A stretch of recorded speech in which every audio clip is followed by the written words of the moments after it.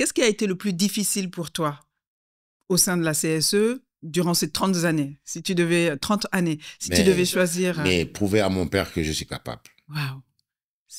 Parce qu'il te voit toujours comme le fils. Ouais. Il te voit toujours comme le fils. En plus, bon, moi, j'aimais la fête, je faisais la fête, donc il devait se dire, ce gars-là, il va pas pouvoir me... Non, je sais. Mais je sais qu'il a fini par me faire confiance parce que quand Ablaye Wade est arrivé aux affaires, c'est Ablaye Wade qui m'a mis aux affaires, qui m'a mis au pouvoir. En 2000, Ablaye Wade prend le pouvoir. Diouf est là depuis 20 ans. Moi, sous l'administration Diouf, je n'ai quasiment pas existé. J'étais en apprentissage. Donc, le visage de CSE, c'était mon père. Mais quand Wade est arrivé, avec des ministres de mon âge, il a mis mon père à la retraite. C'est moi. Je peux dire que je suis directeur général de CSE depuis l'an 2000, quand Ablaye Wade est venu. Et je vais te raconter une petite anecdote. Idrissa Seck, qui était tout puissant à l'époque. Premier ministre. Ouais. On va voir Idrissa Seck. J'amène mon père, parce que je connais Idrissa Seck à l'époque, donc j'amène mon père pour lui présenter Idrissa Seck. Donc c'est là que mon père commence à se dire, ah, la roue a tourné, quoi. Maintenant, c'est pas moi qui amène mon fils, c'est mon fils qui m'amène. Il a compris que son heure... En plus, le courant ne passant pas avec Wade, entre lui et Wade. Ah oui, oui. Non, Wade, il nous aimait pas. Hein. Je vais te raconter une petite anecdote très marrante. Première audience entre Wade et mon père. Wade est avec Idrissa Seck, moi je suis avec mon père. On demande audience à Wade pour se présenter à lui, on le connaît pas. Pas plus que ça. C'est-à-dire, mon père avait dû le croiser une fois dans une réunion à l'époque où il était ministre d'État sous Diouf. Et là, donc, il est devenu chef de l'État. On va se présenter à lui. Ça se passe très mal. Mon père prend la parole, fait son discours habituel qu'on connaît tous par cœur parce que c'est son discours, quoi. Je suis parti de rien en 1970. Arrête, dit Wade le coupe. Mais ça, tu es égocentrique, toi. Mais on est tous partis de rien. Tu n'es pas le seul. Idrissa, tu n'es pas parti de rien. Là, mon père se coince, là. Là, mon père, il n'a pas l'habitude qu'on lui rentre dedans comme ça. Là, je sens que mon père est crispé, coincé, et que ça se passe mal. Et puis, mon père continue à son discours quand même. D'ailleurs, la CSE, je la considère pas comme une entreprise. C'est un patrimoine national. La preuve qu'on va en Sierra Leone ou en Guinée, on voit des Sénégalais. Il dit, mais moi aussi, Ablaye Wade, je suis un patrimoine national. Tu n'es pas le seul patrimoine national. Moi, Ablaye Wade, je suis un patrimoine national. Donc là, ça commence à faire beaucoup. Mon père commence à parler des réalisations qu'il a faites. Oui, d'ailleurs, on a fait la route Dialakoto-Kédougou. Il dit, ah oui, parle-moi de cette route. On m'a dit que tu as donné beaucoup d'argent à Tanor, hein, sur ce projet-là. Là, j'éclate de rire. Parce que là, ça devient comique, quoi. Là, j'éclate de rire et puis je me calme.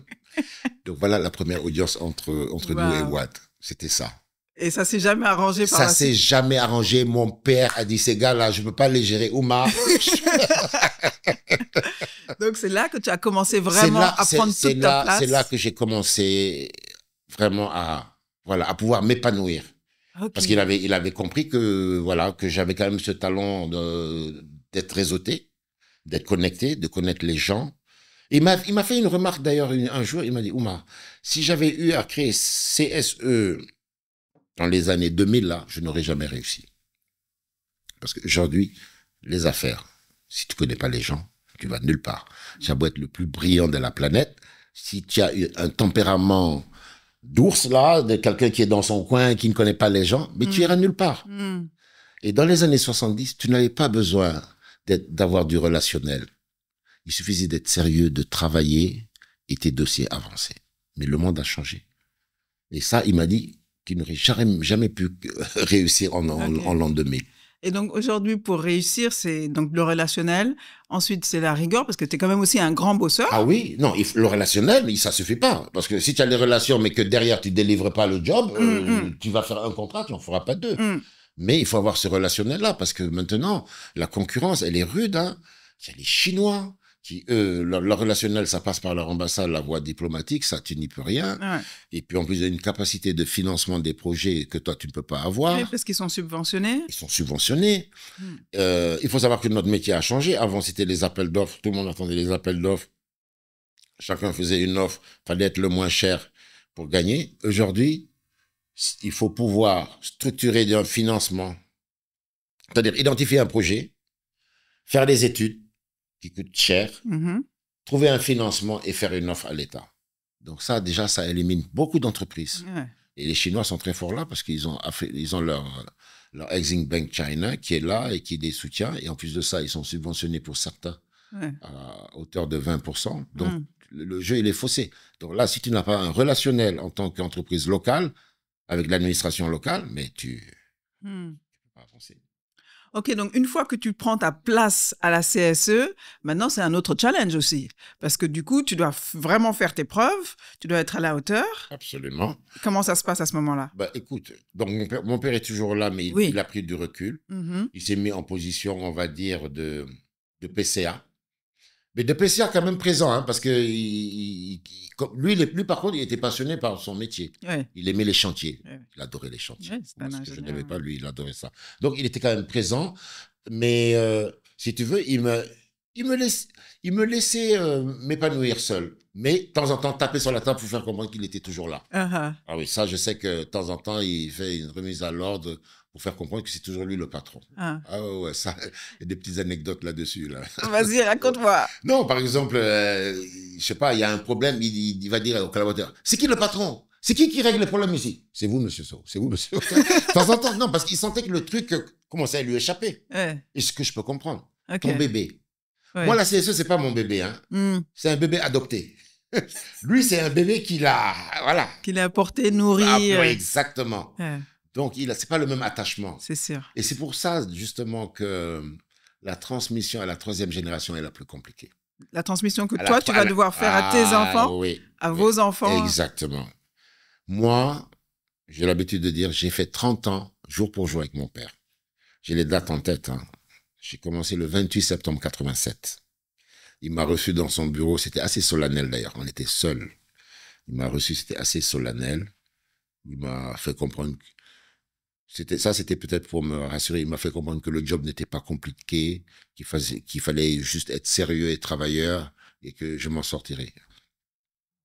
Il me dit, on est en 87, hein, il me dit, ouais, je vais te nommer attaché de direction. Après, je vais t'envoyer dans un pays. Il m'a envoyé en Sierra Leone. Puis dans 5 ans, tu seras DGA. J'étais DGA peut-être 15 ans après, quoi. J'ai fait plusieurs pays. Moi, j'ai fait tout hein, à la CSE. J'ai commencé en Sierra Leone comme agent administratif. Après, ça c'était en 87. Après, je suis revenu au Sénégal, oui, jusqu'en 93. Je suis allé en Guinée comme country manager. C'est là-bas que j'ai fait mes premières expériences en tant que directeur, quoi, country manager. Et quand tu sors de ce rendez-vous avec ton père, ton premier jour à la CSE... Déjà là, je me sens en mission. Ma mission, elle a démarré le 28 septembre 87. Je suis là, fils aîné. Mon père est jeune en 87. Il est né en 33. Il a 54 ans. Ouais, ça va encore. Il est encore très jeune. Ouais. Mais moi, je sais que, voilà. En fait, moi, j'ai jamais cherché de job ailleurs. Pour moi, c'était évident. Ta voie était tracée et tu n'avais pas ton mot à dire, en quelque sorte. Voilà, mais pourtant, il me l'a pas dit. Ouais. Non, mais il y a des choses, on n'a pas besoin qu'on te les dise. C'est ça, c'est ça. Tu sais que c'est ce que tu dois faire. Exactement. Mon frère Ardo, par exemple, il est ingénieur de travaux publics. Pourquoi? Voilà, c'est pas un hasard. C'est à partir de Ardo. C'est moi et Ardo, en fait, qui avons été en mission. Parce qu'Ardo aussi, il a choisi c'est la formation qu'il a faite en fonction de ce que le père avait fait. Yérim, il est numéro combien? 4. C'est pour ça que lui, il a pu se dire, bon, les autres ont fait, moi, je vais faire ce que je veux. Exactement. D'accord, ouais, je comprends. Exactement. Alors, mais ce qui m'intéresse aussi, alors, à ce moment-là, c'est que d'aller tous les jours au boulot et d'avoir les résultats que tu as eus, de réussir, alors que c'est pas ta passion, mais c'est vraiment que tu as un sens du devoir. En fait, tu y allais presque comme un militaire. Absolument. On peut dire ça. Wow. On peut dire ça. Et surtout que, comme je l'ai dit, moi, je suis pas ingénieur. Donc, il a fallu quand même connaître au moins le minimum sur le plan technique pour tenir la route. Mais moi, aujourd'hui, aucun ingénieur de la CSE peut me raconter de conneries. Et je ne suis pas ingénieur. Hein. Ouais. Aucun ne peut me raconter de conneries. Parce que je suis né dedans, je parle leur langage. Bon, évidemment, je ne vais pas rentrer dans une étude de béton armé, faire des calculs, ça, c'est pas mon rôle. Ouais. Mais s'il y a un problème sur le chantier et qu'on vient me l'exposer, je saurai comment appréhender le problème. Ça, c'est clair. Sans être ingénieur, tu vois. Et ça, mais ça, c'est des années de formation. Ouais. Moi, j'ai passé des années sur les chantiers, tu vois. En brousse. La formation sur le terrain. Oui, quoi. Sur le terrain. Tu viens à Dakar tous les 3 mois pour une semaine. Et après, si tu veux rester 3 jours de plus, on te dit repars. Tu vois, à la dure, quoi. Ouais. Souvent, on dit qu'il faut être passionné parce qu'au moment où c'est difficile, c'est la passion qui te fait continuer. Absolument. Et toi, comment tu as fait pour continuer alors? Moi, comme je dis, c'est la mission, quoi. Tu te dis que c'est une obligation. C'est une obligation. Tu vois?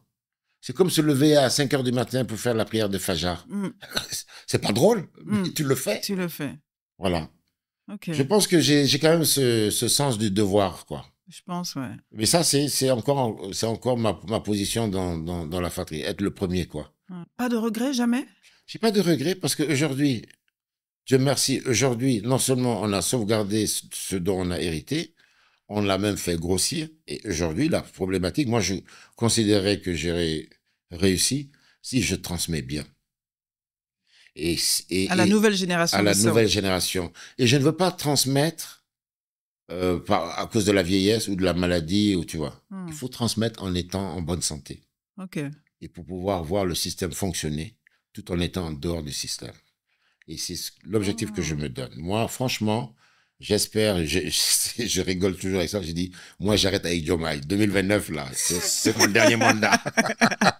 Non, c'est vrai. Okay. 2029, je souhaite vraiment qu'en 2029, qu'il y ait quelqu'un qui fasse ce que je fais. Je serai là. Oui. Je serai là, évidemment, Inch'Allah. Mais je veux voir le truc fonctionner sans moi. OK. Et c'est ça même qui va me rassurer. Oui, je comprends. Tu vois? Ouais. C'est ça qui va me rassurer.